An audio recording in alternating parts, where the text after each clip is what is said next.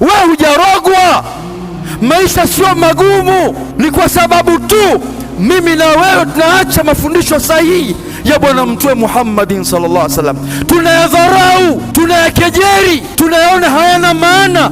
Ndio maana Allah leo katupa vazi la mitihani kila kukicha, kwa sababu tuko mbali na mafundisho ya Mtume Muhammadin sallallahu alaihi wasallam. Kiburi cha nini? Ala madha takabbur wal ghurur, ala madha takabbur wal ghurur. Kitu gani ambacho wewe leo ndugu yangu unaweza ukajifakharisha nacho kwa kiburi ulichokuwa nacho? Dunia ina udanganyifu. Wa hadhihi al-ardh tamluha al-qubur. Unaweza ukajigamba kwa lipi ulokuwa nalo wewe? Lipi ulokuwa unaweza ukajigamba leo mbele ya wenzako? Wa hadhihi al-ardhu tamluha al-qubur, hii ardhi imejaa makaburi. Wako mfano wako maelfu ya watu wamo ndani ya kaburi. Wewe jambo gani la kufanya mpaka leo uwe unatakabur? Mali, cheo, uzuri, nini takufanya wewe leo utakabur mbele ya viumbe wa Allah? Ala madha takabur, jambo gani la kupelekea ukawa una kiburi? Ndio mmoja katika masalafi ridwanullahi alayhi asema, ala madha takabbur wa taali ya sadiqi. Jambo gani ambalo wewe unaweza ukafikia mahala muislamu mwenzangu ukawa una kiburi katika ardhi?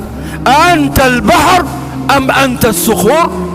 Hivi wewe una ukubwa wa kufikia bahari mpaka wewe una kiburi? Am anta sukhur, au wewe ni mlima mpaka ufikie mahala ujigambe? Kaanna qad nasita ya ukhay bi anna al-kawn yamlikuhu al-ghafur. Wewe hujui kwamba dunia hii anaimiliki ni Allah? Dunia hii anaimiliki Allah.